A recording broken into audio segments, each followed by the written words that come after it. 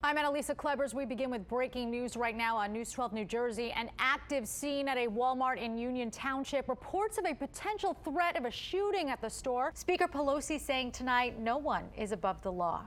JP Morgan Chase is expanding a policy to hire more people with criminal records. The bank says it will spend $7 million to support programs in Chicago, Detroit, Seattle, Nashville, and New York City. A new breath test for opioid drugs could offer real-time opioid detection anywhere. Meanwhile, it was revealed Justice Department national security lawyers were first made aware about the whistleblower's complaint more than a week before the official referral. It will allow them to pick up their ballots quicker while reducing administrative costs. President Trump threatening to, quote, terminate the New York Times and the Washington Post. A little bit of Hollywood is coming to Jersey City. Here's a look at the stories making headlines this weekend. News 12 New Jersey's John Bathke brings us her story.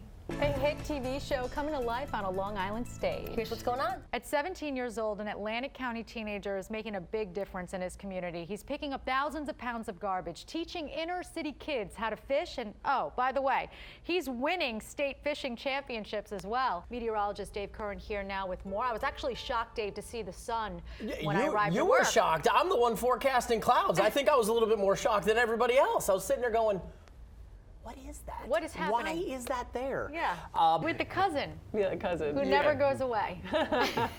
It's every Christmas. Exactly. There's always that relative that comes to the door and you're just like, okay, we're going to do this. Exactly. We love you. Big said with a 5-year-old and a 2-year-old, he does not have time to get sick. We feel you, Biggs. Yes. We Ain't nobody feel got ya. time for that. We're washing our hands That's it. excessively. Let's see, it's washing your hands, Yes. sanitizer, Yes. never open a door. Check. Right. Well, I'm a Yankee fan, so. I know. It's hard to want them to win when they just beat the Yankees. Yeah, you know. And he just left off talking about China, but he wouldn't get into specifics about exactly what he discussed with leaders there. His task force is going to work for 3 weeks on this issue, trying to determine what are the marketing practices here. We have breaking news right now. Federal investigators holding a briefing on yesterday's deadly plane crash. Let's listen in. We just heard from the NTSB on the investigation into the deadly plane crash that killed 7 people yesterday. 2 people are seriously hurt in a crash in North Belmore. All the airbags deployed when their SUV hit a tree at Belmore Avenue and Route 106 in North Belmore. Nintendo wants to get gamers off the couch and working out. The company just released a new game called Ring Fit Adventure. Instead of using buttons on a controller, you can perform real-world exercises to move the characters in the game. Players use some special accessories to jog, squat, high knee through different stages. The Ring Fit Adventure costs $80 and it's on sale now. A Medford man is set to face a judge today for allegedly trying to rob a Dunkin' Donuts at knife point. The village of Northport wants to fix its parking problem. Newsday reports the village board is considering replacing its classic style parking meters with digital meter consoles. The board is also reportedly considering putting in different parking zones. Residents and visitors alike say right now it can be difficult to find a spot in the popular village. Now to the latest on the impeachment probe of President Trump. A top U.S. diplomat to Ukraine is set to testify today. William Taylor is acting as the de facto U.S. ambassador to Ukraine. The former Army officer made headlines when his text messages with former special envoy for Ukraine, Kurt Volker, and ambassador to the EU, Gordon Sondland, were released. In those texts, Taylor seems to question the president's motives for withholding military aid from Ukraine.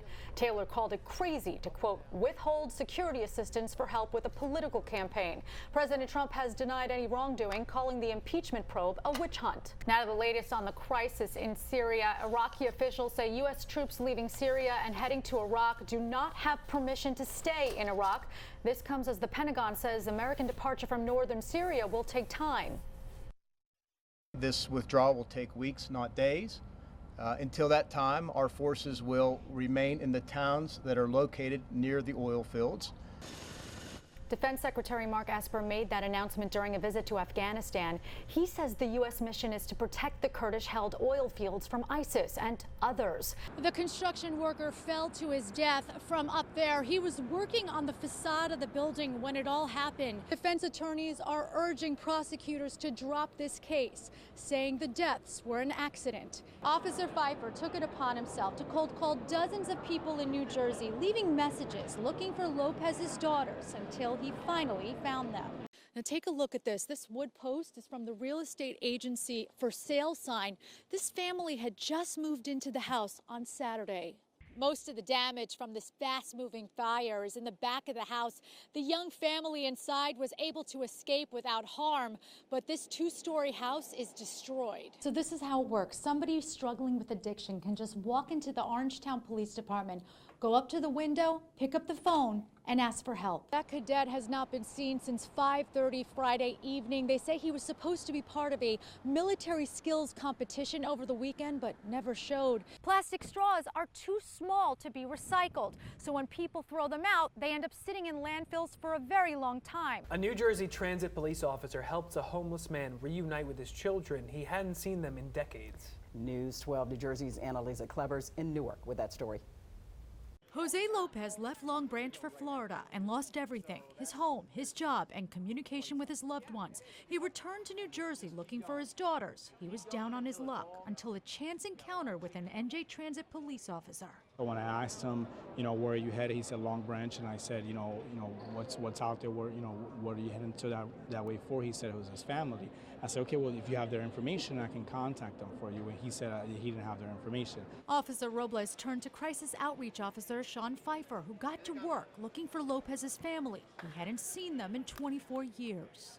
As a father and as a son myself, I wanted to make sure that I did everything I possibly could to find Mr. Lopez's family. Officer Pfeiffer took it upon himself to cold call dozens of people in New Jersey, leaving messages looking for Lopez's daughters until he finally found them. So I called my sister and I'm like, something weird's happening. And I was like, I got a call from the New Jersey Transit Police talking about Dad. I'm like, and she's like, wait a minute, I got the same number. With everyone on board, it was time to bring them together. Officer Pfeiffer then arranged for Lopez to get a haircut, a shave, and new clothes. It was an emotional reunion. As soon as Officer Pfeiffer walked him in, it was just immediate. I saw on his face, I remember the eyes. Christy was 17 and Angela only 10 the last time they saw their father. The moment, raw. For me, I was that little girl. Don't cry, stop.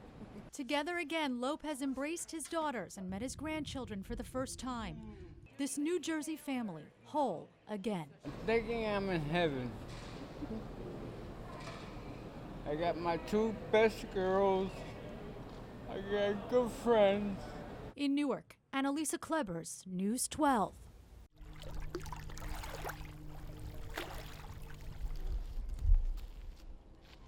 Batia Diamond likes to walk along the shore of Calf Pasture Beach in Norwalk. I come down here whenever I can to walk and collect shells or rocks, things that speak to me when I'm walking. What doesn't speak to her is the litter she sees washed up on the sand, plastic bags, and straws. It's something city leaders in Norwalk and Stamford are trying to change by announcing a new ordinance that would ban single-use plastic straws and stirrers in their cities, reducing waste. We want to become more aware of the things that we can do to clean up our cities, to clean up our state, to clean up our waterways. Environmentalists say part of the problem here is the size of a plastic straw. You see, plastic straws are too small to be recycled, so when people throw them out, they end up sitting in landfills for a very long time. That's because it takes 200 years for a plastic straw to break down. Plastic lives for so long in the ecosystem, and it's so harmful to fish and other wildlife. Stamford City Representative Jonathan Jacobson spearheaded the straw initiative. He also introduced the ordinance banning disposable plastic bags last year. The bag ban goes into effect in Stamford May 3rd. The obvious environmental concerns are well documented. The microfibers in these things break down.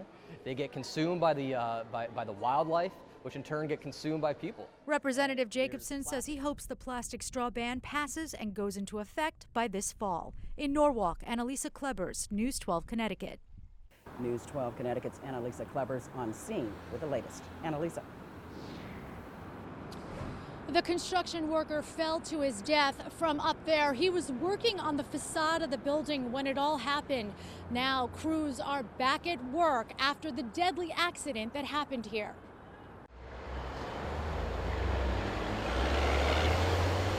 A construction worker died in an accident while working overnight hours at the brand new mall, the Sono Collection in Norwalk. It happened just after 2:30 this morning. There was multiple workers working at the mall. There's overnight hours for construction still occurring there. Norwalk police tell us a man was working outside the building when he fell from a significant height. When officers and EMS arrived, they immediately tried to help. They found an individual on the ground on the exterior of the building. They rendered aid to that individual. The construction worker was taken to Norwalk Hospital where he died. Brookfield Properties operates the Sono collection and released this statement saying, "We are heartbroken. Out of respect for the family during this difficult time, we will not be commenting further. We are providing assistance to the Norwalk Police Department with their developing investigation." Norwalk police are calling this an accident. However, it is a joint investigation with us and federal OSHA. I've also been notified and are conducting an investigation as well. OSHA is now investigating.